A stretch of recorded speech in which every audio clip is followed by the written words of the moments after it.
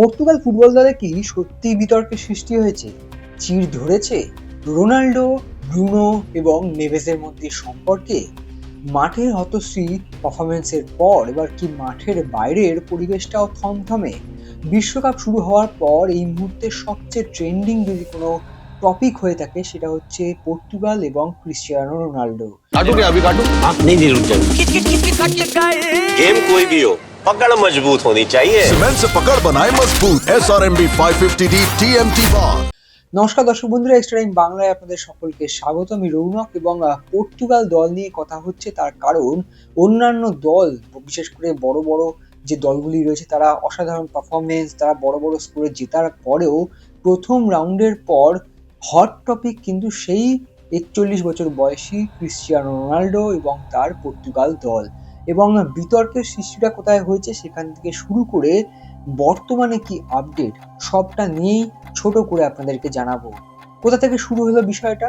এই ঘটনার সূত্রপাত পর্তুগাল কঙ্গো ম্যাচের পর, যখন 1-1 গোলে ড্র হয় ম্যাচটি, তারপর হুয়াও নেভেস, যিনি গোলটি করেছিলেন, তরুণ ফুটবলার, পিএসজির তারকা, এবং তিনি একটি কমেন্ট করেছিলেন। তিনি বলেছিলেন রোনাল্ডো সম্পর্কে যে রোনাল্ডোকে আমি শ্রদ্ধা করি, রোনাল্ডোর অনেক কন্ট্রিবিউশন রয়েছে পর্তুগাল দলের জন্য এবং তাকে আমরা সবসময় সম্মান করি, তার এই যে কন্ট্রিবিউশন আমরা ভুলবো না। কিন্তু বর্তমানে তিনিও জানেন এবং আমরা দলের প্রত্যেকজন জানি যে রোনাল্ডো কিন্তু দলের প্রত্যেকটি ফুটবলারের মতোই একজন ফুটবলার এবং তাকেও সমান কন্ট্রিবিউট করতে হবে আমাদের মতো। এবং এটার পরেই কিন্তু গোটা বিশ্ব কেঁপে গিয়েছে, কারণ পর্তুগাল দলের রোনাল্ডো, আর্জেন্টিনা দলের মেসি, ইনাদের নিয়ে তার দলের সতীর্থরা সবসময় সম্মানজনক কথা বলেন এবং এমন কিছু বলেন না যেটা ডুয়াল মিনিং হতে পারে বা এটা বিতর্কের সৃষ্টি হতে পারে। যেখানে আমরা এর আগেও দেখেছি রোনাল্ডো এবং ব্রুনো ফার্নান্ডেজ নিয়ে এত বিতর্ক, যেখানে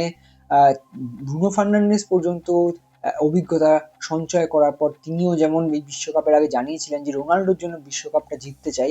হুয়াও নেভেস বাচ্চা ছেলে কোথাও গিয়ে যেন একটা লুজ কমেন্ট করে ফেলেছেন, যদিও তার বক্তব্য যেটা ছিল সেখানে কিন্তু রোনাল্ডোকে কোথাও গিয়ে অসম্মানজনিত কোনো বক্তব্য ছিল না। কিন্তু এই মুহূর্তে কিন্তু গোটা বিশ্ব 3টে ভাগে ভাগ হয়ে গেছে, যেখানে একটা ভাগ হচ্ছে প্রো রোনাল্ডো, অর্থাৎ রোনাল্ডো যারা ভক্ত, যারা রোনাল্ডোর জন্য পর্তুগালে খেলা দেখেন তারা।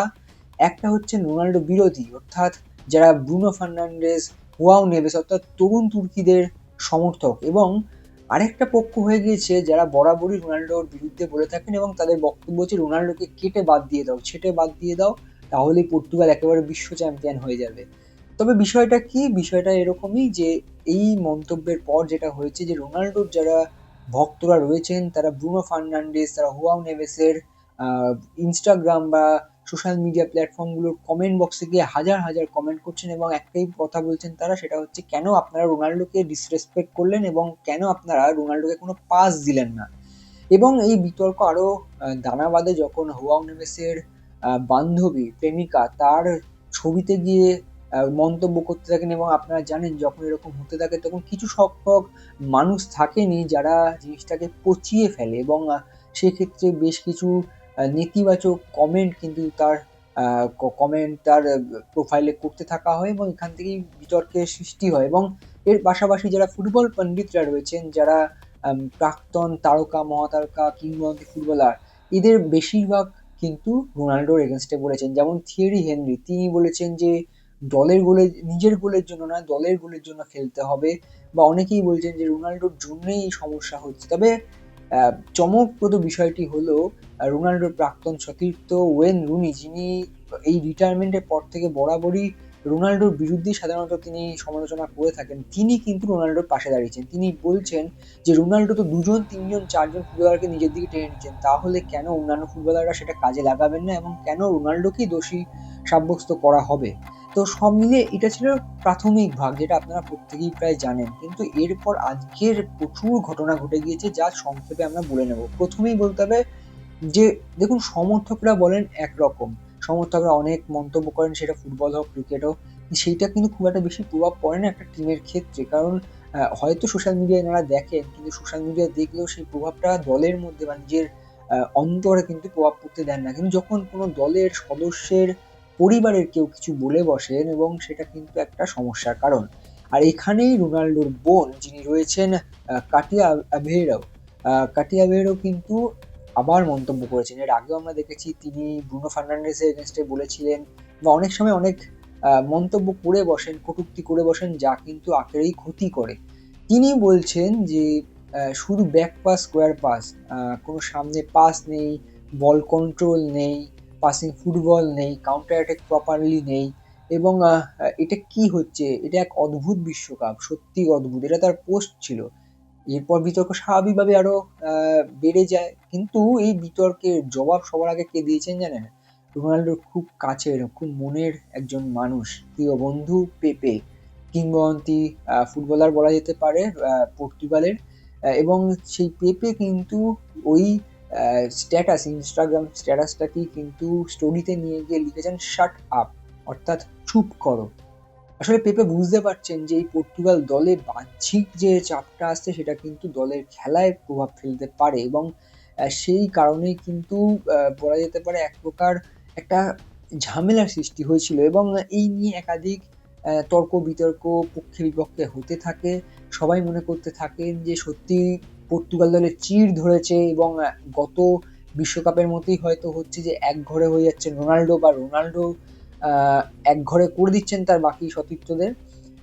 তবে বিষয়টা ঠিক সেরকম নয়। আমরা পর্তুগালের যে সোশ্যাল মিডিয়া প্ল্যাটফর্মগুলি রয়েছে, বা আমরা যেরকম ভাবে খবর পাই, বিভিন্ন রকম ভাবে খবর নিয়ে যেটা জানতে পেরেছি বা দেখতে পাচ্ছি, সেখানে কিন্তু পর্তুগালের ক্যাম্পের চিত্রটা একেবারেই আলাদা, যেখানে হাসি খুশি ট্রেনিং করছেন প্রত্যেকে, সেটা রোনাল্ডো হোক, সেটা হোয়া ফেলিক্স হোক, সেটা হোয়া নেভেস হোক, সেটা ব্রুনো ফার্নান্ডেজ হোক। এবং সম্প্রতি রুবেন ডিয়াস একটি প্রেস কনফারেন্স করেন, তিনিও বলেন যে এগুলো হচ্ছে সোশ্যাল মিডিয়া বা মিডিয়া কর্তৃক সৃষ্টি একটা বিতর্ক, এর প্রভাব আমাদের মধ্যে পড়ছে না, আমরা এসব নিয়ে ভাবছি না। এবং রুবেন ডিয়াস এটাও বলেছেন যে তিনি যবে থেকে পর্তুগাল দলে এসেছেন তবে থেকে এই বিষয়টি দেখে আসছেন যে সবাই পর্তুগাল এবং রোনাল্ডো এগেনস্টই বলেন। তিনি বলছেন যে এটা নিয়ে আমরা অভ্যস্ত হয়ে গেছি, আমরা জানি এরকম হয়, রোনাল্ডোও জানেন এরকম হয়, আমরা এসব নিয়ে ভাবছি না। এবং এই এই গোটা ঘটনার বলা যেতে পারে উস্তাদের মার শেষ রাতে বলে না, ঠিক সেরকম ভাবে যাকে নিয়ে যিনি মূল কেন্দ্রবিন্দুতে এই বিতর্কের, সেই ক্রিশ্চিয়ানো রোনাল্ডো, তিনি এই কিছু আমরা যখন ভিডিও করছি মধ্যরাতে ভারতীয় সময়, কিছুক্ষণ আগে হয়তো অনুশীলন শেষ হয়েছে ওখানকার সময়, তারপরেই কিন্তু একটা ট্রেনিং এর ছবি পোস্ট করেন রোনাল্ডো, যেখানে একাধিক পর্তুগিজ তারকা ফুটবলাররা রয়েছেন সেই ছবিতে। এবং রোনাল্ডো লিখেছেন সেম্প্রে উনিডোস তাদের ভাষায়, যেটা বাংলা করলে দাঁড়ায় সর্বদা একসঙ্গে, অর্থাৎ ওই টুগেদার উই ক্যান, ওই যে বার্তাটা যেটা বরাবর রোনাল্ডো বলে আসেন, ইউনিটির কথা বলছেন রোনাল্ডো। তিনি জানেন যে উজবেকিস্তান ম্যাচ কতটা গুরুত্বপূর্ণ হতে চলেছে, তিনি জানেন যে এই গ্রুপ থেকে ওঠাটা কতটা গুরুত্বপূর্ণ, কারণ চ্যাম্পিয়নশিপ তো অনেক দূরের কথা, আগে গ্রুপ স্টেজ টপকাতে হবে, তারপর round of 32, round of 16, quarter final, semifinal, তারপর তো ফাইনাল। কিন্তু প্রথম ম্যাচের পরেই যদি এত বিতর্কের সৃষ্টি হয়, এবং বিতর্কের কেন্দ্রবিন্দুতে যদি তিনি চলে আসেন, যার উপর গোটা দেশ, এই পর্তুগাল দেশটা ভরসা করেন, তিনি জানতেন কিভাবে ড্যামেজটা কন্ট্রোল করতে হবে, তিনি জানতেন যে উস্তাদের মার শেষ রাতেই দিতে হয়। তাই একেবারে সবাইকে চুপ করিয়ে দিয়ে হাসি মুখে সবার সঙ্গে ছবি।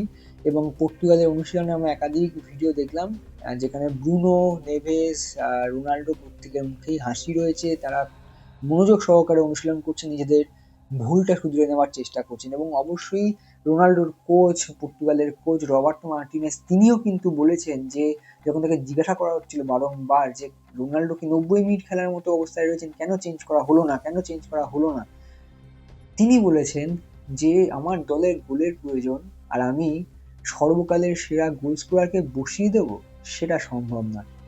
সত্যি হয়তো সম্ভব নয়, এবং দলের যে খামতিগুলো রয়েছে সেই নিয়ে নিশ্চয়ই ভাবছেন মার্টিনেজ। এবং এখন দেখার যে পর্তুগাল দল কিভাবে কামব্যাক করে সেই দিকে নজর থাকবে। তবে পর্তুগাল রোনাল্ডো নেভেসদের নিয়ে যে বিতর্ক, সেই বিতর্কটা সংক্ষেপে পুরোটা আমরা বলার চেষ্টা করলাম। আপনাদের কি মতামত? সত্যি কি চিড় ধরেছে তাদের সম্পর্কে, ভেঙে টুকরো টুকরো হয়ে যাচ্ছে পর্তুগাল দল? জানাবেন কমেন্ট বক্সে। extra time.